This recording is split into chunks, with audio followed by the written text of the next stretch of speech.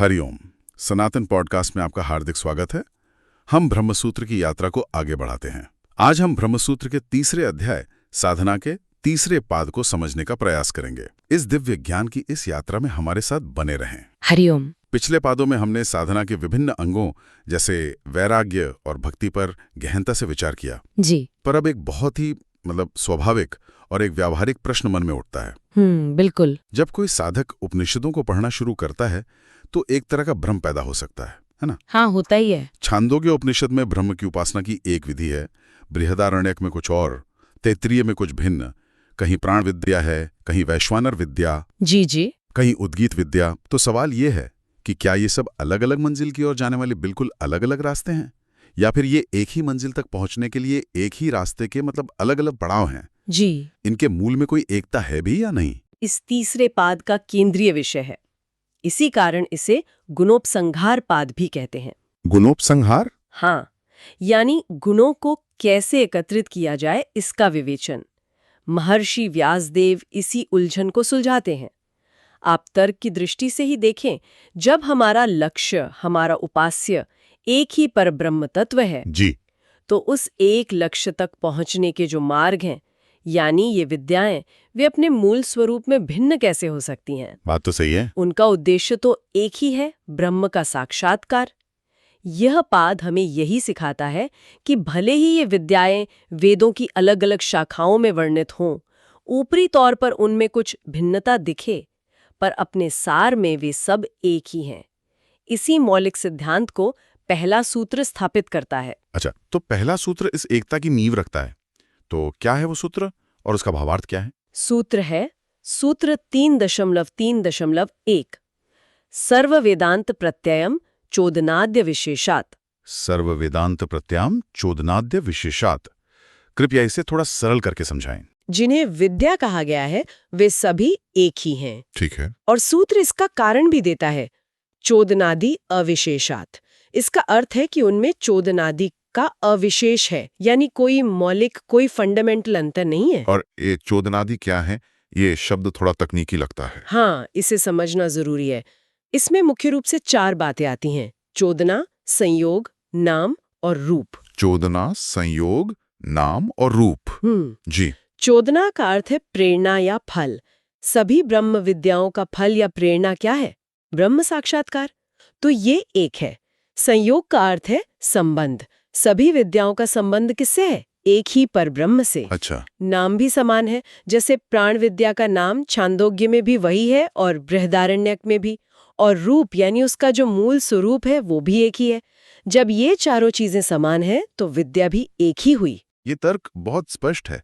क्या शास्त्रों में भी ऐसा कोई पारंपरिक उदाहरण दिया गया है? अवश्य। कर्म कांड में अग्निहोत्र कर्म का विधान है। यह यजुर्वेद की तैत्तिरीय शाखा में भी मिलता है और वाजस्नेयी शाखा में भी। जी हाँ। दोनों के वर्णन में कुछ छोटी मोटी प्रक्रियागत भिन्नताएं हो सकती हैं, परंतु कोई भी आचार्य ये नहीं कहता कि ये 2 अलग अलग अग्निहोत्र कर्म हैं। अच्छा। कर्म का नाम एक, उसका देवता एक, उसका फल एक, इसलिए कर्म भी एक ही माना जाता है। ठीक इसी प्रकार जब ब्रह्म साक्षात्कार रूपी फल एक है, उपास्य ब्रह्म एक है, तो उस तक पहुंचाने वाली प्राण विद्या हो या वैश्वानर विद्या, चाहे वे किसी भी उपनिषद में हो, अपने तत्व में एक ही हैं। ठीक है, ये तर्क तो बहुत सुदृढ़ है, लेकिन यहाँ मैं थोड़ा और गहराई में जाना चाहूंगा। पूछिए। कुछ मामलों में भेद सिर्फ प्रक्रिया का नहीं बल्कि उपासना के केंद्र का ही लगता है। जैसे छांदोग्य और बृहदारण्यक उपनिषदों में वर्णित उद्गीत विद्या को ही लें। अच्छा उदाहरण है। छांदोग्य में उद्गीत यानी ओम की उपासना प्राण के रूप में करने को कहा गया है, जबकि बृहदारण्यक में उद्गाता ऋषि के रूप में। यहाँ तो ध्यान का विषय ही अलग हो गया। एक साधक प्राण पर ध्यान कर रहा है, दूसरा ऋषि पर। तो ये तो कोई छोटा मोटा अंतर नहीं है। इससे तो यही सिद्ध होता है कि ये विद्याएं अलग हैं। आपका संदेह बिल्कुल सही जगह पर है और एक जिज्ञासु के मन में ये प्रश्न उठना स्वाभाविक ही है। सूत्रकार ने इस शंका का पूर्वानुमान करके अगले ही सूत्र में इसका समाधान प्रस्तुत किया है। अच्छा, वो सूत्र क्या है? सूत्र है सूत्र 3.3.2 भेदान नेति चेन नैक्स्यामपि। भेदान नेति चेन नैक्स्यामपि। हाँ, यह सूत्र एक संवाद की शैली में है। यह कहता है कि यदि तुम कहो कि गुणों के भेद के कारण विद्याएं भिन्न हैं, भेदात न इति चेत, तो तुम्हारा यह कहना ठीक नहीं है न, क्योंकि एक ही विद्या में भी शाखा भेद से गुणों का भेद पाया जाता है। इसका मतलब है कि इस तरह के भेद अपेक्षित हैं और वे विद्या की एकता को भंग नहीं करते। बिल्कुल। इसका भाव यह है कि ऊपरी तौर पर दिखने वाली भिन्नताएं विद्या को अलग सिद्ध करने के लिए पर्याप्त नहीं है। आप देखिए, एक ही वैदिक शाखा के भीतर भी जब एक ही कर्म का वर्णन अलग अलग अध्यायों में आता है तो उनके विवरण में कुछ न कुछ भिन्नता मिल ही जाती है। पर हम उस भिन्नता के आधार पर ये निष्कर्ष नहीं निकालते कि वे दो अलग अलग कर्म हैं। हम उन सभी विवरणों को मिलाकर उस कर्म का एक समग्र रूप समझते हैं। जी। उद्गीत विद्या के मामले में भी चाहे उपासना के आलंबन में कुछ भेद प्रतीत हो, किंतु दोनों का मूल उद्देश्य उद्गीत के माध्यम से परब्रह्म का ध्यान करना ही है। इसलिए इन मामूली भिन्नताओं के होते हुए भी विद्या का मूल स्वरूप एक ही रहता है। तो इसका एक बड़ा निष्कर्ष ये भी निकलता है कि हमें संपूर्ण वेद को एक इकाई, एक अखंड शास्त्र के रूप में देखना चाहिए। एकदम। उसे ऋग्वेद, यजुर्वेद, सामवेद की शाखाओं में इस तरह नहीं बांटना चाहिए कि वे एक दूसरे से बिल्कुल अलग शास्त्र लगने लगें। आपने एकदम सार पकड़ लिया। संपूर्ण वेद एक ही महावाक्य है, एक ही ज्ञान का स्रोत है। अगला सूत्र इसी बात को और अधिक पुष्ट करता है। वो क्या है? सूत्र 3.3.3 स्वाध्यायस्य तथा त्वेन ही समाचारे अधिकारात् च सववच्च तन्नियमा। ये सूत्र थोड़ा जटिल लग रहा है। इसमें कई बातें एक साथ कही गई हैं। हाँ, इसमें 3 मजबूत तर्क दिए गए हैं। पहला तर्क है समाचार नामक एक प्राचीन ग्रंथ का। समाचार? जी, ये वैदिक आचार विचार का एक तरह का संकलन था। उस ग्रंथ में वेद की सभी शाखाओं को एक ही माना गया है और ये विधान है कि अध्ययन और अपनी शाखा का करें, पर वैदिक कर्म किसी भी शाखा के अनुसार किए जा सकते हैं। अच्छा, इससे ये सिद्ध होता है कि प्राचीन ऋषि सभी शाखाओं को एक ही मानते थे। जी। दूसरा तर्क है अधिकाराच्छ, यानी अधिकार से। वैदिक कर्मों को करने का अधिकार किसी एक शाखा तक सीमित नहीं है, बल्कि संपूर्ण वेद पर है। मतलब यजुर्वेद का अनुयायी सामवेद में वर्णित कोई यज्ञ कर सकता है? बिल्कुल। अगर सभी शाखाएं अलग अलग होती तो ऐसा अधिकार नहीं होता। सही है। और तीसरा सवच। सवच एक उदाहरण है। सव या सप्तहोत्रु जैसे कुछ छोटे यज्ञ हैं जिनका वर्णन वेद में एक ही स्थान पर मिलता है, पर उन्हें अकेले नहीं किया जाता, बल्कि अन्य बड़े यज्ञों के अंग के रूप में जोड़ा जाता है। इन सब तर्कों से तन्नियमः ये नियम स्थापित होता है कि एक विद्या से संबंधित सभी गुणों को, चाहे वे किसी भी उपनिषद में वर्णित हों, एक साथ ग्रहण करके ही उपासना करनी चाहिए। ये तो साधना की दृष्टि से बहुत बड़ा निर्देश है।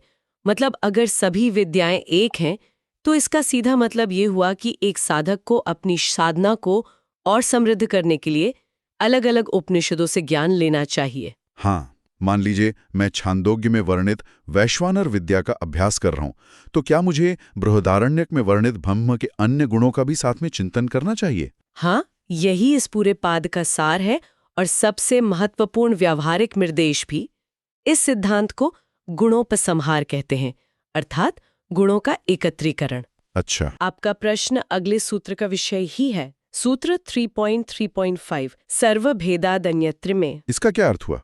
यह सूत्र कहता है कि क्योंकि सभी विद्याओं में अभेद है, कोई तात्विक भेद नहीं है, सर्वभेदात, इसलिए एक शाखा में वर्णित ब्रह्म के जो गुण हैं उनका दूसरी शाखा की उसी विद्या में उपसंहार अर्थात उन्हें ग्रहण किया जाना चाहिए अन्यत्र में। इसका कोई स्पष्ट उदाहरण देंगे तो साधक के लिए समझना बहुत सरल हो जाएगा। अवश्य। मान लीजिए एक उपनिषद में ब्रह्म के स्वरूप का वर्णन करते हुए कहा गया है कि वो सत्य काम और सत्य संकल्प है, और किसी दूसरे उपनिषद में उसी ब्रह्म को आनंदमय और विज्ञानमय कहा गया है।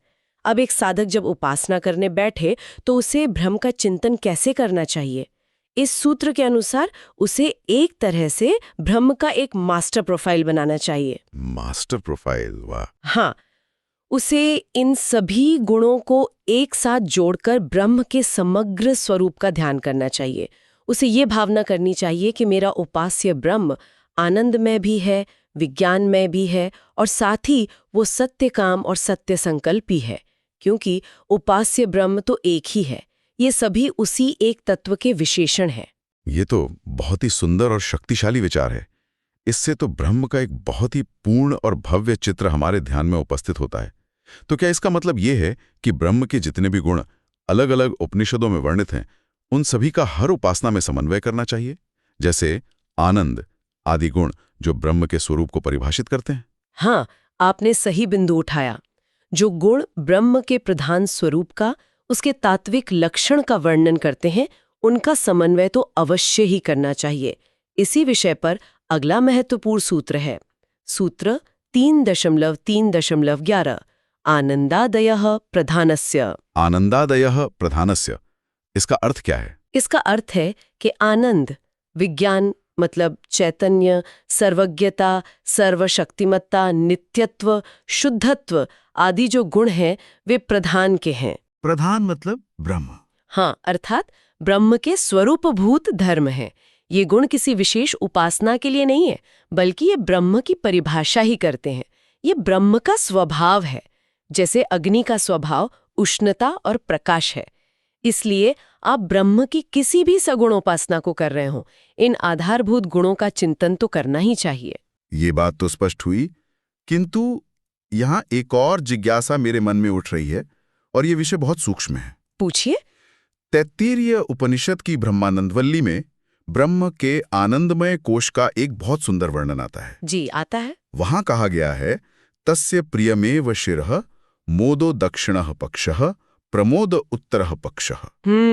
अर्थात प्रिय ही उस आनंदमय पुरुष का सिर है, मोद दाहिना पंख है और प्रमोद बायां पंख है। यहां तो ब्रह्म को एक पक्षी के रूप में कल्पित किया गया है। अब गुणोपसंहार के नियम के अनुसार क्या इस रूप का भी सभी उपासनाओं में ध्यान करना चाहिए? अत्यंत गूढ़ प्रश्न है, और यही वो स्थान है जहां सूत्रकार हमें साधना की सूक्ष्मता से परिचित कराते हैं। वे यहाँ एक बहुत महत्वपूर्ण भेद स्पष्ट करते हैं। गुणोपसंहार का अर्थ यह नहीं है कि हर गुण को आंख बंद करके हर जगह जोड़ दिया जाए। अच्छा, यहाँ विवेक का प्रयोग करना है। आपका प्रश्न सीधे अगले सूत्र का विषय है, सूत्र 3.3.12।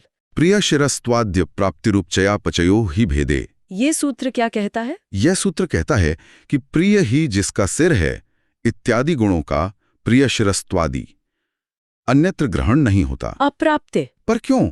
सूत्रकार कारण बताते हैं, उपचया पचयो ही भेदे।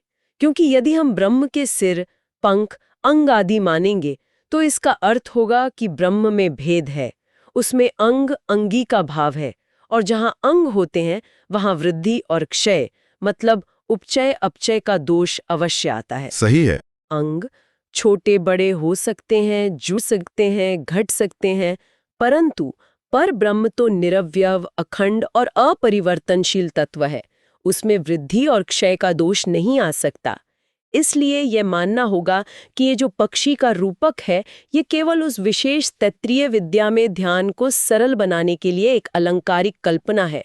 ये ब्रह्म का वास्तविक स्वरूप नहीं है। तो ये तो एक तरह का विरोधाभास लगता है। एक और आप कह रही हैं कि आनंद गुण का समन्वय हर जगह करना है, और दूसरी ओर कह रही हैं कि उसी आनंद से जुड़े प्रिय रूपी सिर का नहीं करना। दोनों ही तो एक ही उपनिषद में वर्णित हैं। इसका तार्किक आधार क्या है? बहुत सुंदर प्रश्न। इसी तर्क को स्थापित करने के लिए अगला सूत्र है, सूत्र 3.3.13 इतरेत्वर्थ सामान्यात्। इतरेत्वर्थ सामान्यात्। हाँ, यह सूत्र पिछले सूत्र से तुलना करता है। इतरेतु अर्थात प्रिय शिरस्त्व आदि से भिन्न जो गुण हैं, जैसे आनंद, विज्ञान आदि, उनका समन्वय तो होता है। अब आपका प्रश्न क्यों होता है? सूत्र उत्तर देता है, अर्थ सामान्यात्। अर्थ सामान्यात् क्योंकि वे अर्थ सामान्य हैं। इसका भाव है कि वे सभी उपासनाओं में ब्रह्म के स्वरूप का समान बोध कराते हैं। आनंद ब्रह्म का कोई काल्पनिक अंग नहीं है, वे उसका वास्तविक तात्विक स्वभाव है। सत्य, ज्ञान, अनंत आनंद ये ब्रह्म के पारमार्थिक स्वरूप का वर्णन करते हैं, जबकि प्रिय का सिर होना एक रूपक है, एक कल्पना है जो उस विशेष विद्या के साधक को आनंद की अलग अलग कोटियों को समझने में मदद करती है। जो वास्तविक स्वभाव है उसका समन्वय हर जगह होगा, और जो केवल एक विशेष उपासना के लिए कल्पित रूप है वह उसी उपासना तक सीमित रहेगा। अद्भुत। ये विवेचन तो अद्भुत है। इसका अर्थ ये हुआ कि ब्रह्म सूत्र हमें केवल ये नहीं बता रहे हैं कि क्या करना है, बल्कि ये भी सिखा रहे हैं कि कैसे सोचना है। जी बिल्कुल। वे हमें एक विवेकपूर्ण फिल्टर दे रहे हैं ताकि हम शाब्दिक अर्थ और लाक्षणिक अर्थ में भेद कर सकें। ये केवल श्रद्धा का विषय नहीं, बल्कि गहन विवेक का विषय है। ये हमारे शास्त्रों की वैज्ञानिकता और गहनता को दर्शाता है। निश्चित रूप से उपासना का मार्ग अत्यंत सूक्ष्म है। यदि साधक बिना विवेक के सभी बातों को मिलाने लगे तो वो भ्रमित हो सकता है और ब्रह्म के स्वरूप की एक असंगत और गलत धारणा बना सकता है। ये सूत्र हमें संपूर्ण वेदांत रूपी महासागर से ज्ञान रत्नों को चुनकर ब्रह्म के एक समग्र, सुसंगत और यथार्थ स्वरूप का ध्यान करने के लिए एक अचूक मार्गदर्शन प्रदान करते हैं। गुणों के समन्वय का ये विषय यानी गुणोपंसहार सचमुच सगुण उपासना और साधना के लिए आधारभूत है। इसने अनेक शंकाओं का निवारण कर दिया और एक स्पष्ट मार्ग दिखाया है। चलिए अब हम इस बात के अगले विषयों की ओर बढ़ते हैं। ठीक है, अब हम आगे चलते हैं। पिछले खंड की चर्चा को आगे बढ़ाते हुए आज हम उस यात्रा पर चलेंगे जिसे हर किसी को एक दिन तय करना है। हमारे शास्त्र इस अंतिम यात्रा का, आप कह सकती हैं कि एक पूरा मानचित्र देते हैं। जब आत्मा इस स्थूल शरीर को छोड़ती है तो असल में होता क्या है, यह प्रक्रिया कैसे घटित होती है। चलिए ब्रह्मसूत्र के प्रकाश में इस रहस्यमयी मानचित्र को खोलते हैं और देखते हैं कि आत्मा शरीर छोड़ने के बाद कहाँ और कैसे जाती है। बिल्कुल, ये विषय जितना गहन है उतना ही महत्वपूर्ण भी है। ब्रह्मसूत्र के चतुर्थ अध्याय का दूसरा पाद इसी उत्क्रांति अर्थात जीव के शरीर से निकलने की प्रक्रिया का बहुत ही, कह सकते हैं, वैज्ञानिक और क्रमबद्ध वर्णन करता है। सबसे पहले जो शक्ति शरीर को छूटती है वो है वाक शक्ति। अच्छा, सबसे पहले आवाज ही शांत होती है? जी बिल्कुल, यानी बोलने की क्षमता। ये तो हमने अनुभव में भी देखा है कि अंत समय में व्यक्ति की वाणी सबसे पहले क्षीण हो जाती है। हाँ, और शास्त्र इसी अनुभव को प्रमाणित करते हैं। पहला सूत्र कहता है वांग मनसी दर्शनात् शब्दाच्च। वांग मनसी, इसका अर्थ है कि वाक यानी वाणी मन में विलीन हो जाती है। ये केवल तर्क नहीं है। दर्शनात् मतलब ये प्रत्यक्ष देखा जाता है, और शब्दाच्च अर्थात श्रुति, विशेषकर छांदोग्य उपनिषद में इसका स्पष्ट प्रमाण है। उपनिषद कहता है कि मरते हुए पुरुष की वाणी मन में लय हो जाती है। मतलब मन तब भी कार्यरत रहता है, सोचता रहता है, पर उसे व्यक्त करने का साधन वाणी वो शांत हो जाती है। तो ये एक तरह से पीछे की ओर यात्रा है। जैसे जन्म के समय शक्तियां धीरे धीरे बाहर की ओर खुलती हैं, मृत्यु के समय वे अंदर की ओर सिमट रही हैं। आपने बिल्कुल सही पकड़ा। यह एक विपरीत सृष्टिक्रम है। जैसे प्यास की परतें एक एक कर उतरती हैं, वैसे ही आत्मा अपने ऊपर ओढ़े हुए कोशों को एक एक कर समेटती है। वाणी के बाद फिर अन्य इंद्रियों का क्या होता है? अगला सूत्र इसी क्रम को आगे बढ़ाता है। अतएव सर्वाण्यनु। अतएव सर्वाण्यनु, अतएव मतलब ठीक उसी कारण और उसी प्रकार से। सर्वाणी अनु अर्थात बाकी सभी इंद्रियां भी वाणी का ही अनुसरण करती हैं। आंख के देखने की शक्ति, कानों की सुनने की शक्ति, त्वचा की स्पर्श करने की शक्ति, ये सब एक एक कर अपने गोलोकों को छोड़कर मन में ही सिमट जाती हैं। अच्छा, मानो एक कुशल कारीगर अपने सारे औजार समेटकर अपने थैले में रख रहा हो। यहाँ थैला है मन और औजार हैं इंद्रियां। ये तो कमाल है। तो हमारी पूरी दुनिया जो हम अपनी इंद्रियों से महसूस करते हैं वो सब सिमटकर मन में आ गई। लेकिन मन तो खुद ही संकल्पों और विकल्पों का एक बवंडर है। ये बवंडर कहाँ जाकर शांत होता है? बहुत सुंदर प्रश्न। मन भी अंतिम सत्ता नहीं है, वह भी एक करण या औजार ही है। ये मन जाकर अपने से सूक्ष्म सत्ता में विलीन होता है, जो है प्राण।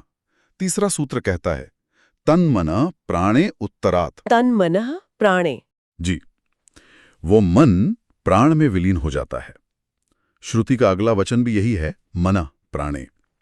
हम देखते हैं कि जब व्यक्ति की सारी इंद्रियां शांत हो जाती हैं, तब भी उसकी श्वास चल रही होती है, प्राण क्रियाशील रहता है। अंततः मन की सारी वृत्तियां, सारे संस्कार उस प्राण शक्ति में ही समा जाते हैं। तो क्रम स्पष्ट हुआ, पहले सारी इंद्रियां मन में और फिर वो मन प्राण में विलीन हो जाता है। बिल्कुल। ये तो बहुत ही सूक्ष्म प्रक्रिया है। मतलब अब सिर्फ प्राण शक्ति बची है जो जीव को इस शरीर से जोड़े हुए है। इस अंतिम धागे का, इस प्राण का क्या होता है? अब हम और भी गहरे स्तर पर जा रहे हैं। जब प्राण भी अपने आधार को छोड़ता है, तब वो जाकर अपने स्वामी में आश्रय लेता है। सूत्र है सो अध्यक्षे तदुपगमादिभ्या। वो प्राण अध्यक्ष में यानी जीवात्मा में विलीन हो जाता है। अध्यक्ष वो है जो इस पूरी देह इंद्रिय रूपी रथ का स्वामी है, इसका भोक्ता है वो जीव। अच्छा, ऐसा क्यों होता है? क्योंकि अंत समय में सभी प्राण उस जीव के पास ऐसे एकत्रित हो जाते हैं जैसे किसी राजा के प्रस्थान के समय उसके सभी मंत्री और सेवक उसके चारों ओर आकर खड़े हो जाते हैं। अच्छा, उसकी अगली यात्रा में साथ चलने के लिए? जी, वे सब अपने स्वामी के साथ जाने को तैयार होते हैं। अच्छा, तो एक तरह से जीव ने अपनी सारी इंद्रिय शक्तियों और प्राण शक्ति को अपने साथ एक सॉफ्टवेयर की तरह समेट लिया है, जिसमें इस जीवन के सारे अनुभव और संस्कार संचित हैं। अब इस सॉफ्टवेयर को चलाने के लिए कोई हार्डवेयर तो चाहिए होगा। ये जीव कहाँ आश्रय लेता है, क्योंकि ये स्थूल शरीर तो यहीं रह जाता है? बिल्कुल। अब जीव अपने अगले गंतव्य के लिए एक वाहन, एक आधार ग्रहण करता है। वो आधार है सूक्ष्म तत्व। अगला सूत्र है भूतेषु तत्श्रुतेः। वो जीवात्मा अपने प्राणों सहित भूतों में अर्थात पंच महाभूतों पृथ्वी, जल, अग्नि, वायु, आकाश के सूक्ष्म अंशों में आश्रय ले लेता है। यही सूक्ष्म अंश मिलकर उसके अगले जन्म के शरीर का बीज बनते हैं, जिसे हम सूक्ष्म शरीर या लिंग शरीर कहते हैं। एक मिनट, यहाँ मैं थोड़ा उलझ गई। मैंने उपनिषदों में पढ़ा है कि प्राण तेज में विलीन होता है, तो क्या इसका मतलब है कि जीव सिर्फ अग्नि तत्व में ही आश्रय लेता है, या यहाँ तेज का कोई और गहरा अर्थ है? आपकी शंका बिल्कुल स्वाभाविक है और सूत्रकार इसका निवारण भी करते हैं। अगला सूत्र है नैकस्मिन् दर्शयतो हि। न एकस्मिन्, एक में नहीं? जी नहीं, केवल एक तत्व में नहीं, क्योंकि श्रुति और श्रुति दोनों ही ये दिखाते हैं कि जीव अपने कर्मों का फल भोगने के लिए एक शरीर से दूसरे शरीर में जाता है। और शरीर का निर्माण कभी भी केवल एक तत्व से नहीं हो सकता, उसके लिए तो पांचों तत्वों का सम्मिश्रण आवश्यक है। तो फिर तेज का क्या अर्थ हुआ? इसलिए श्रुति में तेज शब्द का प्रयोग सभी सूक्ष्म भूतों के प्रतिनिधि के रूप में हुआ है, क्योंकि उस सूक्ष्म शरीर में तेज या अग्नि तत्व की प्रधानता होती है। तो जीव सभी तत्वों के सूक्ष्म अंशों में आश्रय लेता है। अब एक सबसे महत्वपूर्ण प्रश्न उठता है। ये जो पूरी प्रक्रिया आपने बताई, इंद्रियों का मन में, मन का प्राण में, प्राण का जीव में और जीव का सूक्ष्म भूतों में विलय, ये तो एक प्राकृतिक नियम की तरह लगती है। तो क्या ये नियम सबके लिए एक समान है? जिसने जीवन भर अहम ब्रह्मास्मि का चिंतन किया और जिसने केवल सांसारिक वस्तुओं का, क्या दोनों की अंतिम यात्रा एक ही रास्ते पर जाती है? यहीं से कहानी में सबसे बड़ा मोड़ आता है। यहीं से मार्ग दो दिशाओं में बट जाते हैं। अगला सूत्र कहता है समाना च आश्रितोपक्रमादम अमृतत्वम च। ये थोड़ा लंबा है, इसका क्या मतलब हुआ? इसका अर्थ है कि सगुण ब्रह्म के उपासक और अज्ञानी व्यक्ति दोनों की देह त्यागने की प्रक्रिया मार्ग के आरंभ तक यानी आश्रित्योपकर्मात् समान है। मतलब सूक्ष्म भूतों में आश्रय लेने तक की प्रक्रिया सबके लिए एक जैसी है। अच्छा, शुरुआत एक जैसी है। जी, लेकिन इसके बाद जो सगुण ब्रह्म का उपासक है वो आपेक्षिक अमरत्व को प्राप्त होता है, अर्थात वो ब्रह्मलोक की यात्रा पर निकल जाता है बिना अपने सभी कर्मों को पूरी तरह भस्म किए। जबकि अज्ञानी व्यक्ति जिसके कर्मों का क्षय नहीं हुआ है वो पुनः इसी मृत्युलोक में किसी योनि में जन्म लेने के लिए लौट आता है। तो ये जो सूक्ष्म शरीर है, ये एक तरह का पासपोर्ट है जो जन्म जन्मांतर तक हमारे साथ चलता है, जब तक ये मोक्ष न मिल जाए। बिल्कुल सही उपमा दिया आपने। ये सूक्ष्म शरीर तब तक बना रहता है जब तक ब्रह्म साक्षात्कार द्वारा इसका नाश न हो जाए। सूत्र तदापि ते संसार व्यपदेशाद यही कहता है कि ब्रह्म प्राप्ति तक संसार का चक्र चलता रहता है और उसका आधार यही सूक्ष्म शरीर है। ये अत्यंत सूक्ष्म होता है, सूक्ष्मम प्रमाणतश्च तथोपलब्धे है, और इसी कारण स्थूल शरीर के जल जाने पर भी ये नष्ट नहीं होता, नोपमर्दनातः। अच्छा। और एक रोचक बात, हमारे स्थूल शरीर में जो गर्मियां ऊष्मा हम अनुभव करते हैं वो इसी सूक्ष्म शरीर की उपस्थिति का प्रमाण है। अस्य एव चोपपत्तेर ऊष्मा। जब ये निकल जाता है तो शरीर तुरंत ठंडा पड़ जाता है। ये तो हुई उनकी बात जो यात्रा पर निकलते हैं, चाहे ब्रह्मलोक की हो या वापस इसी संसार की। पर मैंने सुना है कि जो अपनी मंजिल पर पहुंच चुका है उसे कहीं जाने की जरूरत ही नहीं। उस निर्गुण ज्ञानी का क्या, जिसके लिए ब्रह्म कोई दूर की वस्तु नहीं बल्कि उसका अपना ही स्वरूप है? क्या उसके प्राण भी ऐसे ही उत्क्रमण करते हैं? आपने रहस्य का सबसे गहरा बिंदु छुआ है। बृहदारण्यक उपनिषद स्पष्ट घोषणा करता है, जो अकाम है, आप्तकाम है, आत्मकाम है, उसके प्राण उत्क्रमण नहीं करते, वे यहीं ब्रह्म में विलीन हो जाते हैं। यहीं पर। जी, यहीं। इसी पर एक शंका उठती है, जिसका समाधान सूत्र प्रतिषेधादिति चे न शारीरात स्पष्ट ही के शाम में किया गया है।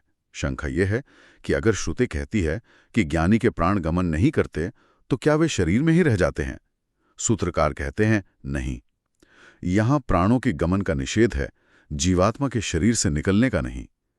इसका अर्थ यह है कि ज्ञानी के प्राण किसी लोकांतर की यात्रा पर नहीं निकलते।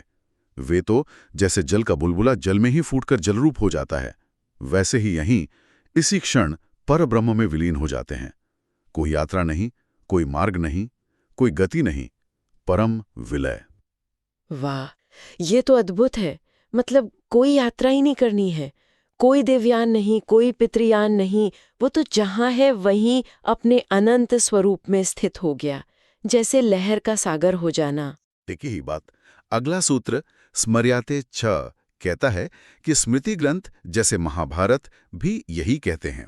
जैसे सांप अपनी केंचुली को वहीं निर्जीव छोड़कर आगे बढ़ जाता है और उससे उसका कोई संबंध नहीं रहता, वैसे ही ज्ञानी का शरीर पड़ा रहता है और आत्मा मुक्त हो जाती है। और उसके प्राण और सूक्ष्म तत्व वो कहा जाते हैं? तानी परे तथा ह्या, वे सब पर ब्रह्म में ही विलीन हो जाते हैं।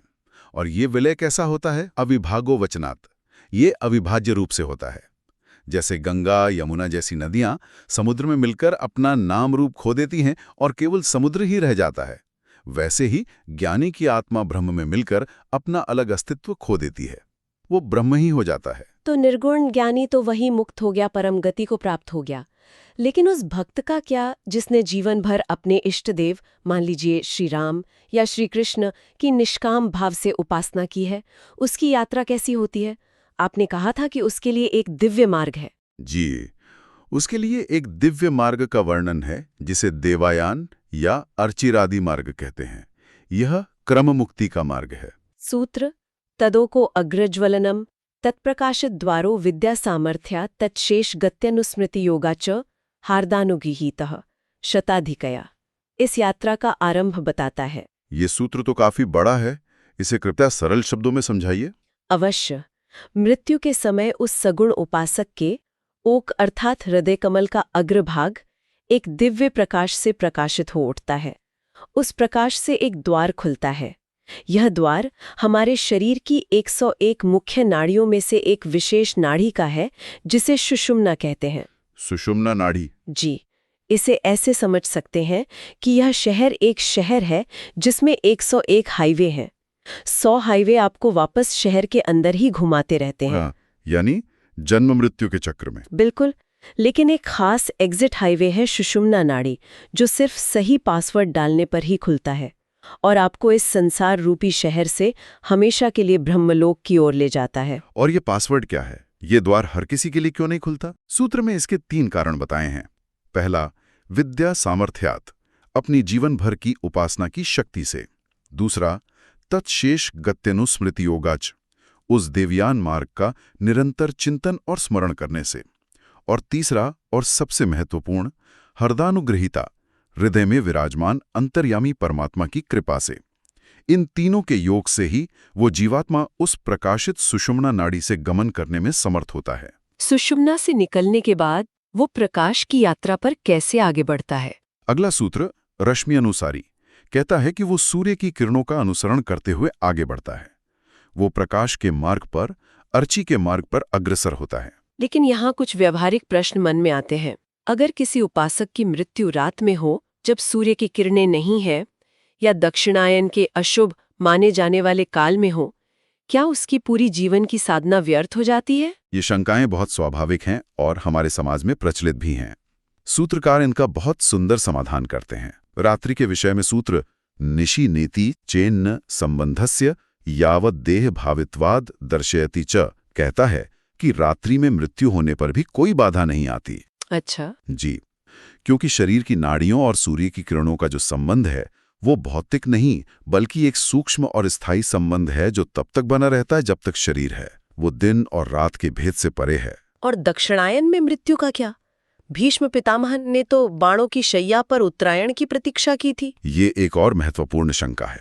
अंतिम सूत्र अतश्चायनेपि दक्षिणे स्पष्ट करता है कि ब्रह्म विद्या के उपासक के लिए दक्षिणायन में मृत्यु होने पर भी उसके फल में कोई कमी नहीं आती, उसकी गति अवरुद्ध नहीं होती। तो भीष्म पितामह ने प्रतीक्षा क्यों की? उत्तरायण की प्रतीक्षा का नियम उन योगियों के लिए है जिन्हें अपनी इच्छा से शरीर त्यागने का वरदान प्राप्त था, जैसे भीष्म पितामह।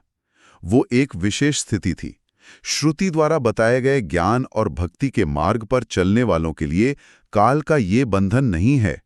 उनका ज्ञान और उपासना उन्हें इन काल बंधनों से परे ले जाते हैं। इस प्रकार हमने देखा कि देह त्याग केवल एक घटना नहीं, बल्कि एक पूरी प्रक्रिया है, एक यात्रा है, जिसकी दिशा और मंजिल पूरी तरह से हमारे जीवन के ज्ञान, कर्म और उपासना पर निर्भर करती है।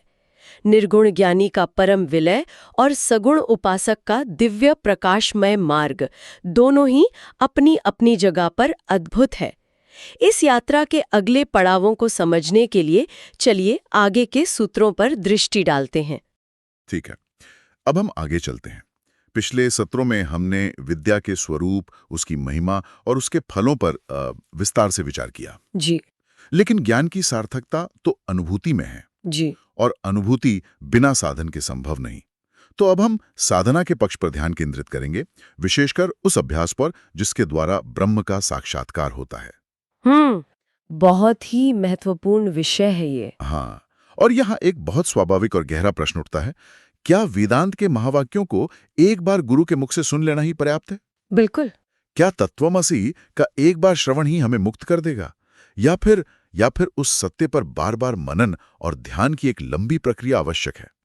इसी प्रश्न की गहराई में उतरकर हम अपनी आज की चर्चा का आरंभ करेंगे। ये प्रश्न तो साधना के मर्म को छूता है। ये साधक के मन की, कह सकते हैं, सबसे बड़ी दुविधाओं में से एक है ना? यदि ज्ञान सूर्य के प्रकाश की तरह है, तो क्या एक बार आंख खुलने से ही सब कुछ प्रकाशित नहीं हो जाना चाहिए? या फिर हमारी आंखों पर जन्मों जन्मों की पट्टी बंधी है, जिसे धीरे धीरे परत दर परत खोलना होगा? ब्रह्मसूत्र इस विषय पर कोई संशय नहीं छोड़ते।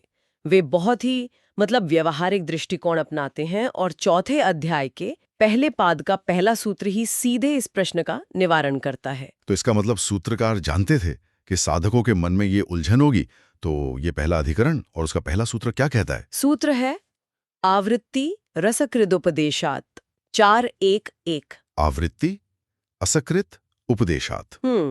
शब्द तो बहुत स्पष्ट लग रहे हैं। जी, आवृत्ति यानी दोहराना, असकृत यानी बार बार, उपदेशात क्योंकि उपदेश ही ऐसा दिया गया है। तो इसका सरल अर्थ हुआ कि ध्यान या मनन को बार बार दोहराना आवश्यक है, क्योंकि श्रुति स्वयं बार बार अभ्यास का उपदेश देती है। बिल्कुल सही, आपने एकदम सटीक अर्थ पकड़ा। यहाँ आवृत्ति शब्द बहुत महत्वपूर्ण है।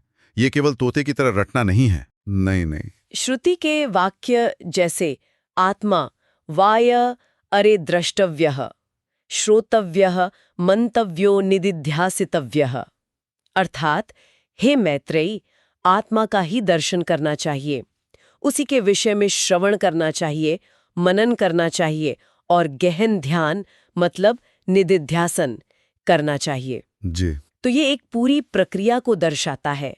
श्रवण से बीज पड़ता है, मनन से वह अंकुरित होता है और निदिध्यासन के निरंतर जल से वह वृक्ष बनकर साक्षात्कार का फल देता है। वाह, यह एक क्षण की घटना नहीं, एक सतत साधना है। हाँ, निदिध्यासन और उपासन, इन शब्दों की धुनी में ही एक निरंतरता है, एक प्रवाह का भाव है।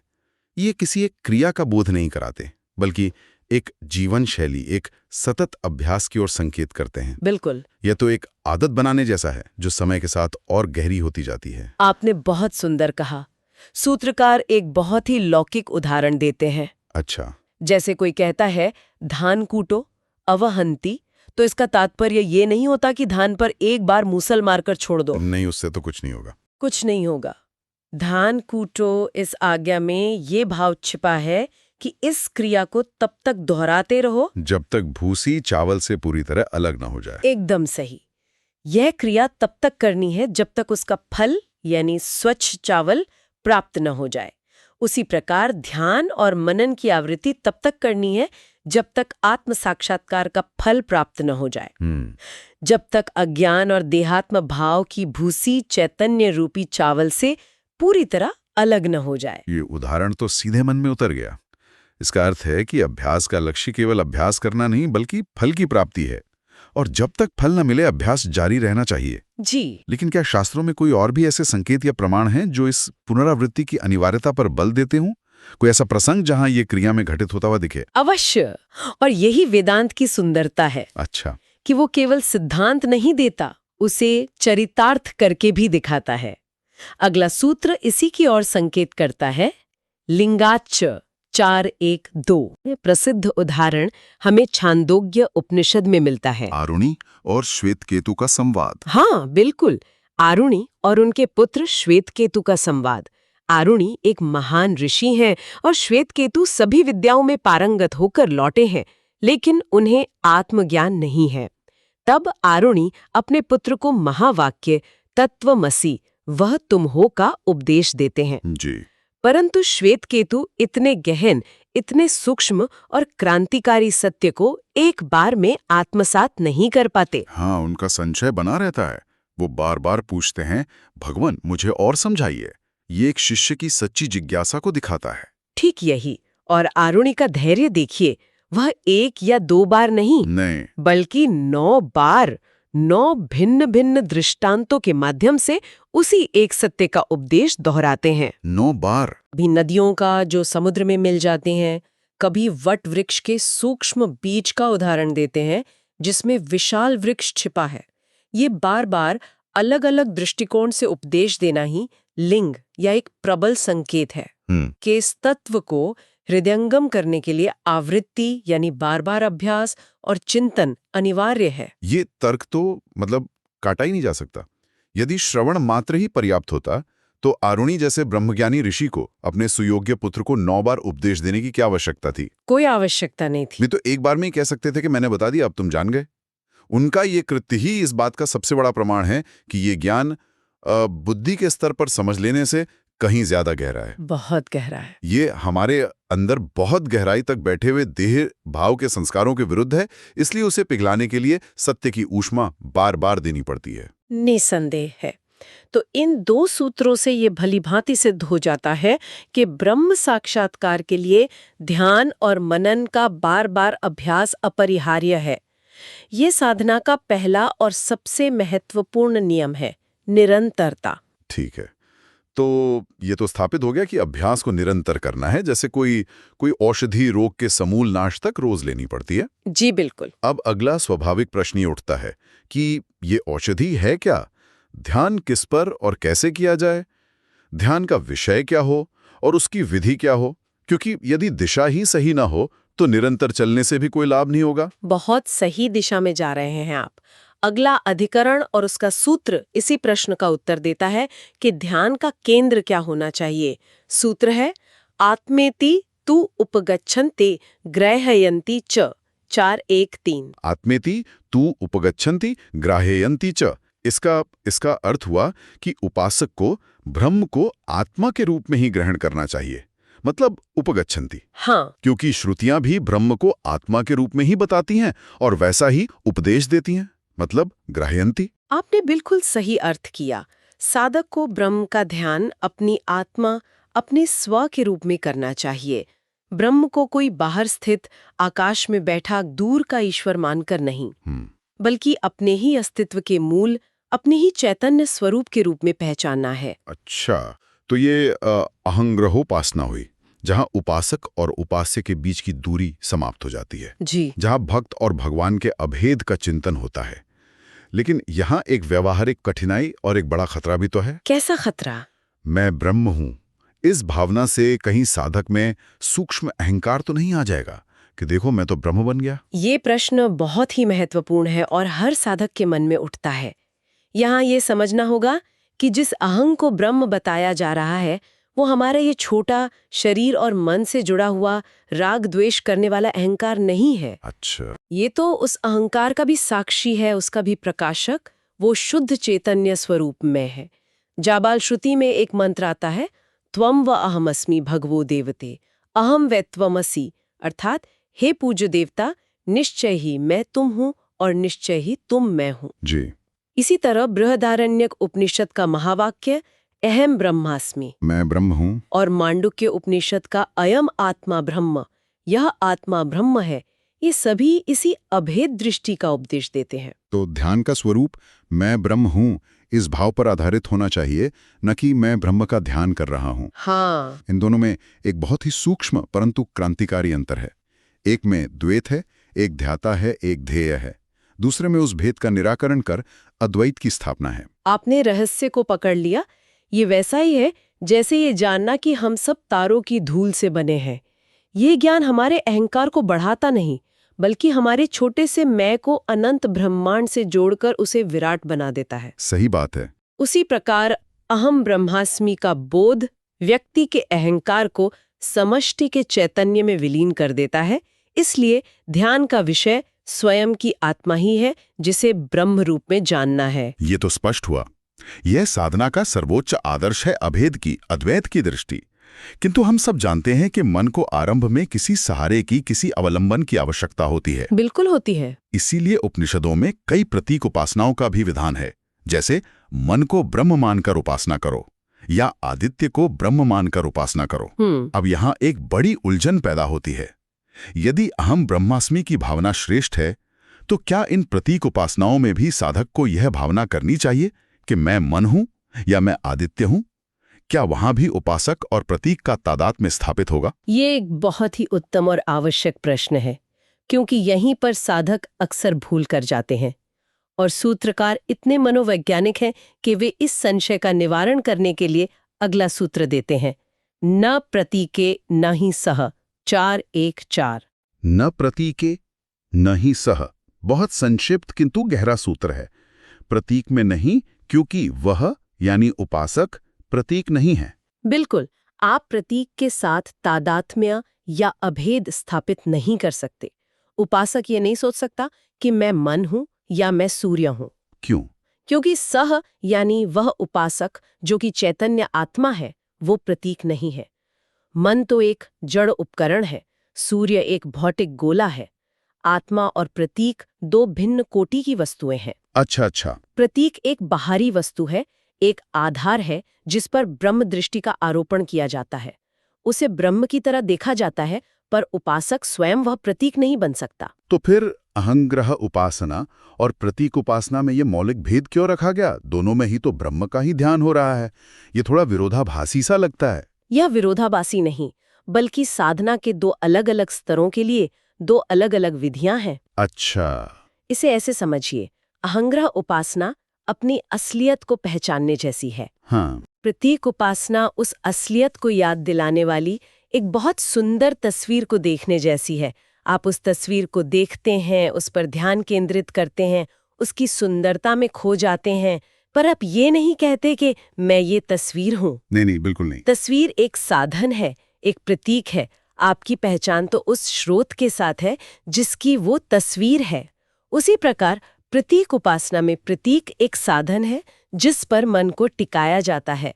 उपासक और प्रतीक दो अलग-अलग सत्ताएं हैं। तो उनमें अभेद की भावना नहीं की जा सकती? नहीं की जा सकती। ये बहुत सुंदर व्याख्या है। तो ये कहना सही होगा कि प्रतीक उपासना में द्वैत बना रहता है, एक उपासक है, एक प्रतीक है और उस प्रतीक पर ब्रह्म की भावना का आरोपण किया जा रहा है। जी। जबकि अहंग्रह उपासना सीधे अद्वैत भाव की अभेद की साधना है। एकदम सही। प्रतीक उपासना एक सीढ़ी है, अहंग्रह उपासना मंजिल के निकट का अनुभव। तो यदि उपासक स्वयं को प्रतीक नहीं मान सकता और न ही प्रतीक के साथ एकात्म हो सकता है, तो फिर प्रतीक उपासना का सही स्वरूप क्या है? ध्यान की सही विधि क्या है? मन में किस प्रकार की भावना रखनी चाहिए? प्रतीक के साथ हमारा संबंध क्या हो? इसका उत्तर इस खंड का अंतिम सूत्र देता है, जो प्रतीक उपासना का कह सकते हैं स्वर्णिम नियम निर्धारित करता है। क्या है वो सूत्र? ब्रह्म दृष्टिरुत्कर्षात् 4.1.5। ब्रह्म दृष्टि है उत्कर्षात्। ब्रह्म की दृष्टि करनी चाहिए क्योंकि वो उत्कृष्ट है। इसका क्या अभिप्राय हुआ? इसका नियम यह है कि हमेशा निम्न या हीन वस्तु पर उत्कृष्ट या श्रेष्ठ वस्तु की दृष्टि का आरोपण करना चाहिए, न कि उत्कृष्ट पर निम्न का। ब्रह्म परम सत्य है, अनंत है, चेतन है। वह सभी प्रतीकों से, चाहे वह मन हो, आकाश हो, सूर्य हो या कोई मूर्ति हो, उन सब से कहीं अधिक श्रेष्ठ और उत्कृष्ट है। सही बात है। इसलिए निम्न प्रतीक में उत्कृष्ट ब्रह्म की दृष्टि करनी चाहिए। इसे किसी लौकिक उदाहरण से और स्पष्ट करेंगे तो समझने में आसानी होगी। अवश्य। जैसे लोक व्यवहार में हम किसी प्रांत के राज्यपाल या किसी बड़े अधिकारी में राजा की सत्ता का भाव करते हैं, उसे राजा के समान ही सम्मान देते हैं। जी, देते हैं। यह निम्न यानी अधिकारी में उत्कृष्ट यानी राजा की भावना का आरोपण है, ताकि व्यवहार सुचारू रूप से चले। लेकिन कोई भी व्यक्ति राजा को देखकर उसमें अपने किसी सेवक या सामान्य अधिकारी की भावना नहीं करता। नहीं, ऐसा करना तो मूर्खतापूर्ण और अपमानजनक होगा। बिल्कुल। उत्कृष्ट की भावना निम्न में की जाती है, निम्न की भावना उत्कृष्ट में नहीं। समझ गया। अब ये पूरी तरह स्पष्ट हो गया। उसी प्रकार प्रतीक, जो कि जड़ या सीमित होने के कारण निम्न है, उसमें उत्कृष्ट, अनंत, चेतन ब्रह्म की दृष्टि करनी चाहिए। हाँ, अर्थात मनोब्रह्मित्युपासीत या आदित्यो ब्रह्मित्युपासीत, इस रूप में ध्यान करना चाहिए। जी। हमें ये नहीं सोचना चाहिए कि ब्रह्म मन है या ब्रह्म आदित्य है। ऐसा कहना तो अनंत ब्रह्म को सीमित और निम्न करने जैसा होगा। बिल्कुल सही पकड़ा आपने। हम प्रतीक में ब्रह्म भाव उसकी उत्कृष्टता के कारण करते हैं, ना कि प्रतीक की अपनी किसी महत्ता के कारण। हम प्रतीक को ब्रह्म से ऊंचा नहीं उठाते, बल्कि ब्रह्म दृष्टि से प्रतीक को ऊंचा उठाते हैं। आपने रहस्य को पूरी तरह समझ लिया है। यही प्रतीक उपासना का सही विधान है। प्रतीक में ब्रह्म को देखना है, ब्रह्म को प्रतीक नहीं बना देना है। प्रतीक एक खिड़की है जिससे अनंत आकाश को झांकना है, खिड़की को ही आकाश नहीं समझ लेना है। तो आज की चर्चा से साधना का एक पूरा चित्र उभर कर सामने आता है। पहला, आत्म साक्षात्कार के लिए केवल एक बार शास्त्र सुन लेना पर्याप्त नहीं, बल्कि सुने हुए सत्य पर ध्यान का बार बार निरंतर अभ्यास अनिवार्य है। जी, आवृत्ति। दूसरा, ये अभ्यास और ध्यान स्वयं को ब्रह्म रूप में जानकर करना चाहिए, यानी अहम ब्रह्मास्मि की अभेद भावना से। हाँ, अहंग्रह उपासना। और तीसरा, जहां मन को साधने के लिए प्रतीकों का प्रयोग हो, वहां प्रतीक में उत्कृष्ट ब्रह्म की दृष्टि करनी चाहिए। प्रतीक के साथ अपना तादात्म्य या एकता स्थापित नहीं करनी चाहिए। आपने बिल्कुल सही और स्पष्ट सारांश प्रस्तुत किया। इन 5 सूत्रों में साधन का मार्ग, उसकी विधि, उसके अलग अलग स्वरूप और उनमें बरती जाने वाली सावधानियों को बहुत ही वैज्ञानिक और तर्कपूर्ण ढंग से हमारे सामने रखा गया है। चलिए अब अगले सूत्रों की ओर बढ़ते हैं।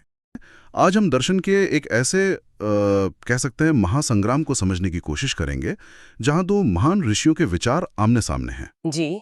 एक ओर हैं कर्मकांड के महारथी महर्षि जैमिनी, हाँ, और दूसरी ओर हैं ज्ञान के शिखर पुरुष महर्षि बादरायण। बिल्कुल। और इनका अखाड़ा है ब्रह्मसूत्र, जहां यह तय होना है कि मनुष्य जीवन के परम लक्ष्य मोक्ष का असली रास्ता कौन सा है, कर्म या ज्ञान। ये वास्तव में वेदांत दर्शन की आत्मा से जुड़ा प्रश्न है, और ये सिर्फ कोई सैद्धांतिक बहस नहीं है। ये तो एक साधक के लिए मार्ग चुनने का निर्णय है। बिल्कुल। क्या ब्रह्म विद्या अपने आप में पूर्ण है या उसे वैदिक कर्मकांडों का एक अंग माना जाना चाहिए? यही मूल प्रश्न है। जी। और ब्रह्मसूत्र किसी पहेली की तरह नहीं, बल्कि एक न्यायाधीश की तरह दोनों पक्षों को सुनकर अपना निर्णय देता है। तो चलिए इस गहन विचार विमर्श में उतरते हैं। बिल्कुल। तो इस वैचारिक युद्ध का आरंभ महर्षि बादरायण अपने पक्ष को रखकर करते हैं। उनका पहला प्रहार या कहें उनका मूल सिद्धांत क्या है? महर्षि बादरायण कोई भूमिका नहीं बांधते, वो सीधे पहले ही सूत्र में अपना मत स्थापित कर देते हैं। अच्छा। सूत्र है पुरुषार्थोत शब्दादिति बादरायणः। पुरुषार्थोत शब्दादिति बादरायणः। हाँ, यहाँ हर शब्द एक स्तंभ की तरह है। पुरुषार्थः यानी मनुष्य जीवन का परम लक्ष्य मोक्ष। बिल्कुल। ये मोक्ष अतः यानी इस कारण से प्राप्त होता है। किस कारण से? ब्रह्म ज्ञान से। तो सूत्र का पहला भाग कहता है कि ब्रह्म ज्ञान से ही परम पुरुषार्थ की सिद्धि होती है। और इसका आधार क्या है? वे किस अधिकार से ये बात कह रहे हैं? यही तो सूत्र का दूसरा भाग बताता है, शब्दात। शब्दात मतलब शब्द प्रमाण से, श्रुति से? जी, श्रुति के प्रमाण से। वेद और उपनिषद जो कहते हैं वही अंतिम सत्य है, और श्रुति तो स्पष्ट घोषणा करती है ब्रह्मविद आपनोति परम। हाँ, अर्थात ब्रह्म को जानने वाला पर ब्रह्म को प्राप्त होता है। बिल्कुल। और भी है, जैसे तरति शोकम आत्मवित्। कि आत्मज्ञानी शोक के सागर से तर जाता है। जी, और सबसे प्रबल प्रमाण, जहां कोई संशय ही नहीं बचता, वो है तमेव विदित्वा अति मृत्युमेति नान्यः पंथा विद्यते अयनाय। वाह, नान्य पंथा, कोई दूसरा मार्ग नहीं है। कोई दूसरा मार्ग है ही नहीं। ये तो बिल्कुल साफ साफ कह दिया गया। अगर श्रुति स्वयं दूसरे सभी मार्गों का निषेध कर रही है तो फिर तो बहस ही समाप्त हो जानी चाहिए। होनी तो चाहिए। ये तो एक बहुत ही मजबूत और अकाट्य स्थापना है। पर जैसा आपने कहा, महर्षि जैमिनी का मत इससे अलग है। वे कर्मकांड के इतने बड़े आचार्य हैं, वे इस ज्ञान ही एकमात्र मार्ग है वाली बात को कैसे काटते हैं? हाँ, यहीं से ये द्वंद्व और भी रोचक हो जाता है। देखिए, जैमिनी का पक्ष पूर्व मीमांसा दर्शन से आता है, जिसके लिए वेद का मुख्य उद्देश्य कर्म है, यज्ञादि का विधान। बिल्कुल, उनके तर्क को दूसरा सूत्र प्रस्तुत करता है, शेषत्वात् पुरुषार्थवादो यथान्येष्विति जैमिनी। इस सूत्र थोड़ा जटिल लग रहा है, पर इसका भाव बहुत सीधा है। जैमिनी कहते हैं कि उपनिषदों में ज्ञान की जो इतनी प्रशंसा की गई है, वो पुरुषार्थवाद तो है, पर असल में वो एक अर्थवाद है। एक मिनट, अर्थवाद, इसका क्या तात्पर्य है? इसे थोड़ा समझाइए। अर्थवाद का अर्थ है किसी की प्रशंसा करना ताकि वो अपना मुख्य कार्य और अच्छे से करे। अच्छा, जैसे हम बच्चे की प्रशंसा करते हैं ताकि वो और मन लगाकर पढ़े। ठीक वैसा ही जैमिनी का कहना है कि ये प्रशंसा कर्म करने वाले कर्ता यानी आत्मा की है। यह आत्मा का गुणगान इसलिए किया गया है ताकि यजमान अपने स्वरूप को शुद्ध और महान समझकर यज्ञ आदि कर्मों को और भी अधिक श्रद्धा और उत्साह से करे। ओहो। उनके अनुसार ज्ञान का अपना कोई स्वतंत्र फल मतलब मोक्ष नहीं है, वो तो कर्म का शेष है। शेष है मतलब उसका एक अंग, एक सहायक हिस्सा। जी, उसका एक अंग या सहायक मात्र है। मतलब जैमिनी के अनुसार ज्ञान एक तरह से कर्म रूपी गाड़ी का पेट्रोल है। बहुत सुंदर उपमा है। पेट्रोल जरूरी है, पर गाड़ी का लक्ष्य पेट्रोल पंप पर खड़े रहना नहीं, बल्कि मंजिल तक पहुंचना है। और यहाँ मंजिल यज्ञ का फल है। ज्ञान बस वहां तक पहुंचने में मदद करता है। बिल्कुल, यही उनका दृष्टिकोण है। जैसे यज्ञ के लिए घी, लकड़ी, मंत्र जरूरी हैं, वैसे ही कर्ता का ज्ञान भी यज्ञ को सफल बनाने का एक उपकरण मात्र है। तो उनके लिए ज्ञान मोक्ष का द्वार नहीं, बल्कि कर्मशाला का एक औजार है। बिल्कुल, वे आत्मा को मूलतः कर्ता मानते हैं और उपनिषद उसी कर्ता के स्वरूप का वर्णन करते हैं ताकि वह अपने कर्म के लिए प्रेरित हो। ये तो दो बिल्कुल अलग दुनिया हो गई। एक कह रहा है जानो, दूसरा कह रहा है करो। जी, एक के लिए ज्ञान साध्य है, दूसरे के लिए साधन। ऐसे में तो टकराव होना लाजमी है। तो अब बादरायण इस मजबूत तर्क को कि ज्ञान कर्म का अंग है कैसे काटते हैं? अब ब्रह्म सूत्र अपने असली स्वरूप में आता है एक गहन मीमांसा के रूप में। आगे के सूत्र यानी तीसरे से लेकर 7वें तक जैमिनी के मत का ही खंडन करते हैं। अच्छा। पहला और सबसे शक्तिशाली तर्क दिया जाता है फल के आधार पर। फल के आधार पर कैसे? श्रुति में कर्म और ज्ञान के फल स्पष्ट रूप से अलग अलग बताए गए हैं। कर्म का फल क्या है? स्वर्ग, ऐश्वर्य, ये सब जो अनित्य हैं, अस्थायी हैं। पुण्य खत्म तो फल भी खत्म। बिल्कुल, कर्म का फल अनित्य है और ज्ञान का फल मोक्ष, जो नित्य है, सनातन है। जी, एक बार प्राप्त हो गया तो उससे कभी लौटना नहीं होता। अब तर्क ये है कि यदि ज्ञान कर्म का ही एक अंग होता तो उसका फल भी तो कर्म के फल की तरह अनित्य होना चाहिए था। सही बात है। अंग का फल मुख्य से अलग कैसे हो सकता है? पर श्रुति तो उसे नित्य बताती है। इससे क्या सिद्ध होता है? यही कि ज्ञान कर्म का अंग नहीं, बल्कि उससे कहीं श्रेष्ठ और स्वतंत्र है। बिल्कुल। अच्छा, तो ये तर्क फलों के स्वरूप पर आधारित है। एक का फल अस्थायी, दूसरे का स्थायी। तो जाहिर है दोनों साधन एक ही स्तर के या एक दूसरे के अंग नहीं हो सकते। ये तो बहुत ही तार्किक बात है। बिल्कुल। और दूसरा इससे भी गहरा तर्क है। जैमिनी कहते हैं कि उपनिषद कर्ता आत्मा की स्तुति करते हैं। हाँ। पर उपनिषद किस आत्मा की बात करते हैं? क्या वे यज्ञ करने वाले, सुख दुख भोगने वाले जीवात्मा की बात करते हैं? नहीं, वो तो परब्रह्म की बात करते हैं। उस परब्रह्म की जो अकर्ता है, अभोक्ता है, जो संपूर्ण जगत का स्वामी, नियंता और आधार है। हाँ। अब ये कहना कि ऐसे सर्वशक्तिमान अकर्ता परब्रह्म का ज्ञान यज्ञ में आहुति देने वाले एक साधारण कर्ता की स्तुति के लिए है, ये ये तो ऐसा ही हुआ मानो किसी चक्रवर्ती सम्राट का गुणगान इसलिए किया जाए ताकि एक साधारण सैनिक उत्साह से लड़ सके। ये तो सम्राट को सैनिक का सेवक बताने जैसा हुआ, पद और स्वरूप के बिल्कुल विरुद्ध। ये तो ज्ञान की महिमा को बहुत छोटा कर देना है। सर्वथा परब्रह्म का ज्ञान किसी कर्म का अंग कैसे हो सकता है? वो तो स्वयं परम लक्ष्य है। अब जैमिनी का पक्ष और भी कमजोर पड़ जाता है जब बादरायण अपना अगला प्रमाण प्रस्तुत करते हैं। वो क्या है? वो 8वें और 9वें सूत्र में है। पारिशेष्यादिति चन तथा ही दृष्टाभावात तथा च दर्शयति। अच्छा, इन सूत्रों का सार वही श्वेताश्वतर उपनिषद का मंत्र है जिस पर हमने पहले बात की थी। तमेव विदित्वा अतिमृत्युमेति। नान्यः पंथा विद्यते अयनाय। जी, यहाँ नान्यः पंथा, कोई दूसरा मार्ग नहीं शब्द पर ध्यान दें। ये वाक्य कर्म और ज्ञान को मिलाकर चलने यानी ज्ञान कर्म समुच्चय की संभावना को भी समाप्त कर देता है। हाँ, ये तो है। अगर कर्म भी सहायक होता तो ऐसा क्यों कहते? बिल्कुल, यदि कर्म भी मोक्ष का कोई सहायक मार्ग होता तो श्रुति ऐसा कभी नहीं कहती कि कोई दूसरा मार्ग नहीं है। ये वाक्य तो सीधे सीधे ज्ञान को एकमात्र और अद्वितीय राजमार्ग घोषित कर रहा है। ये एकमात्र मार्ग कहना तो सचमुच एक निर्णायक प्रमाण लगता है, लेकिन यहाँ एक व्यावहारिक प्रश्न मन में उठता है। पूछिए। हमने शास्त्रों में राजा जनक, अश्वपति जैसे ब्रह्मज्ञानियों के विषय में पढ़ा है।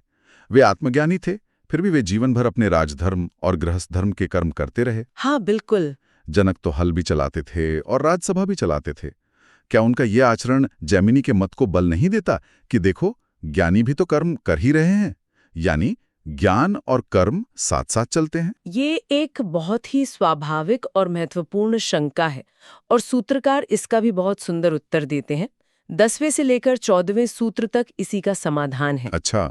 सूत्रों का सार ये है कि जनक आदि ज्ञानियों का कर्म करना उनकी किसी आवश्यकता या बंधन के कारण नहीं था, वो लोक संग्रह के लिए था। लोक संग्रह यानी समाज के लिए एक उदाहरण प्रस्तुत करना। ठीक समझे। ताकि साधारण लोग जो अभी ज्ञान की उस ऊंचाई तक नहीं पहुंचे हैं, वे कर्म मार्ग को व्यर्थ समझकर छोड़ न दें, जिससे समाज की व्यवस्था बिगड़ जाए। हाँ, जैसे भगवान श्री कृष्ण ने गीता में स्वयं कहा है। बिल्कुल। यद्यपि मेरे लिए तीनों लोकों में कोई कर्तव्य नहीं है, फिर भी मैं लोक संग्रह के लिए कर्म करता हूँ। तो ब्रह्मज्ञानी कर्म के बंधन से पूरी तरह मुक्त होता है। जी। वो कर्म करे या न करे, उसे उसका कोई पुण्य पाप रूपी फल नहीं लगता।